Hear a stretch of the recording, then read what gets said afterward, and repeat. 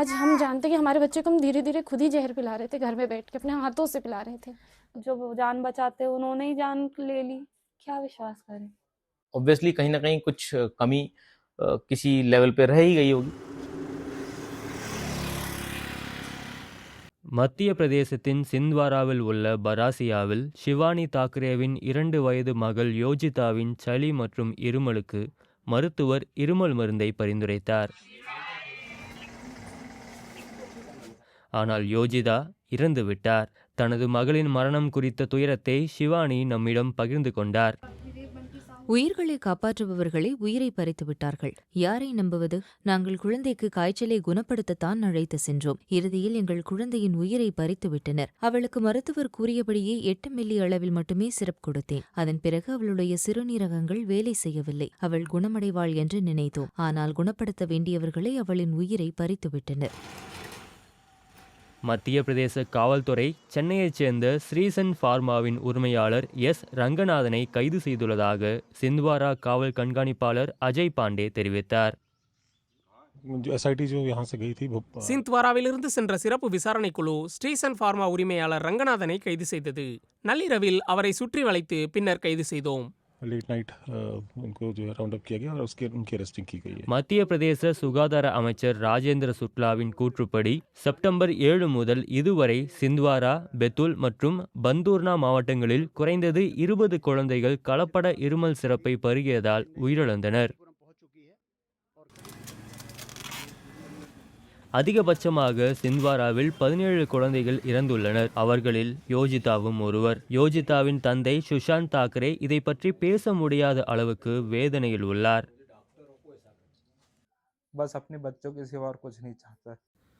ஒவ்வொரு குடும்பத்துக்கும் அவர்களின் குழந்தைகள்தான் எல்லாமே. என் மகள் இப்போது இல்லை. வேறு யாருக்கும் இப்படி நடக்கக்கூடாது. மிகவும் சுறுசுறுப்பாக இருந்தாள். நாள் முழுவதும் விளையாடி பேசிக்கொண்டே இருப்பாள். தாத்தா, அப்பா, அம்மா, அவளை நாங்கள் மிகவும் இழந்து தவிக்கிறோம். மம்மி बहुत याद करते हैं.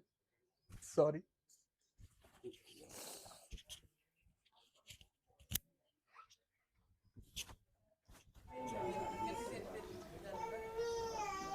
ஷிவானி மற்றும் சுஷாந்தை போல பல குடும்பங்கள் வேதனையில் உள்ளன. தனது 4 வயது மகன் உசைத் இறப்பதற்கு முன் எடுத்த கடைசி வீடியோவை மீண்டும் மீண்டும் பார்த்து கொண்டே அப்சானா கான் நாட்களை கழிக்கிறார். அவருடைய பல கனவுகள் இனி ஒருபோதும் நனவாக போவதில்லை. எங்களுக்கு நிறைய கனவுகள் இருந்தன.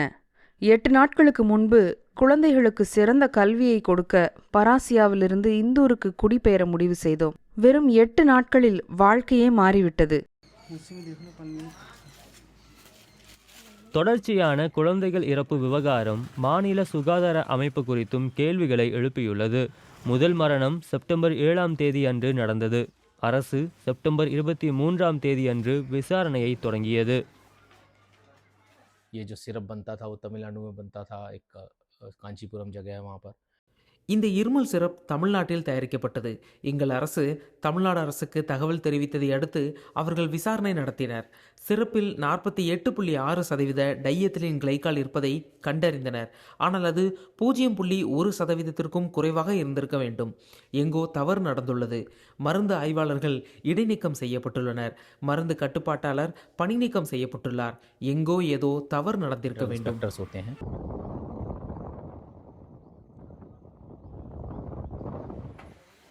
விசாரணையில் இருமல் சிரப்பை பருகிய பிறகு குழந்தைகள் சிறுநீரக செயலிழப்பால் இறந்தது கண்டறியப்பட்டது. இந்த சிரப் தமிழ்நாட்டின் காஞ்சிபுரம் மாவட்டத்தில் உள்ள ஸ்ரீசன் பார்மாசூட்டிகல்ஸ் நிறுவனத்தால் தயாரிக்கப்பட்டது.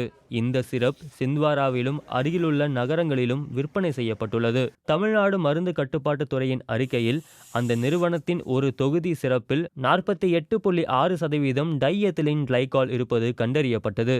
இது முன்னர் காம்பியா, உஸ்பெகிஸ்தான் மற்றும் இந்தியாவில் குழந்தைகள் இறப்புகளுக்கு காரணமான அதே நச்சு ரசாயனமாகும். இந்த அறிக்கைக்கு பிறகு மத்திய பிரதேச மருந்து கட்டுப்பாட்டுத்துறை அக்டோபர் 4 அன்று அந்த இருமல் சிரப்பை தடை செய்தது.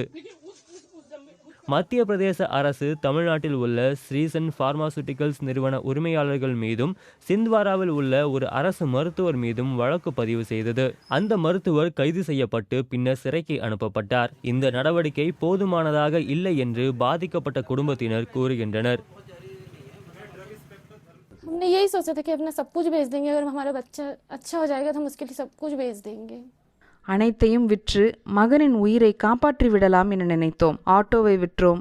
மாமியாரும் நானும் எங்கள் நகைகளை விற்றோம். ஆனால் அவனை காப்பாற்ற முடியவில்லை. வீடு நிசப்தமாக உள்ளது. அவன் பேசியது, சிரித்தது என எல்லாம் நினைவிருக்கிறது. யாராவது கடந்து சென்றால் அவர்களிடம் பேசாமல் அவர்களை போக விடமாட்டான். அனைவரும் நேசிக்கும்படி இருந்தான்.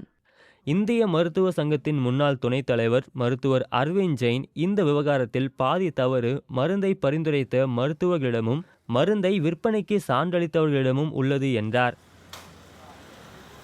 It is 100% responsible. இந்த மருந்துகளை சந்தையில் விற்க அனுமதி வழங்குவதற்கான முழு பொறுப்பும் மருந்து கட்டுப்பாட்டாளருக்கே இருக்கிறது. மருந்து தயாரிக்கும் நிறுவனமே பொறுப்பு என்றும் அதன் இயக்குநர்கள் சிறையில் அடைக்கப்பட வேண்டும் என்றும் அரசு கூறுகிறது. அவர் தவறு செய்திருக்கலாம், ஆனால் அதை தடுத்து நிறுத்தி இருக்க வேண்டிய நபர் என்ன செய்தார்? குழந்தைகளை இழந்த குடும்பங்களின் துயரம் தாங்க முடியாததாக இருந்தாலும் இந்த சம்பவத்திற்கு பிறகு உள்ளூர் மக்கள் அச்சமடைந்துள்ளனர். அரசு மருத்துவமனையில் வசதிகள் இல்லாததால் பெரும்பாலும் குழந்தைகளை தனியார் மருத்துவர்களிடம் அழைத்துச் செல்கிறோம். இங்கு ஒரு குழந்தையை அழைத்து வந்தது இதுவே முதல் முறை. சரி, இந்த முறை ஏன் தனியார் மருத்துவமனைக்கு செல்லவில்லை?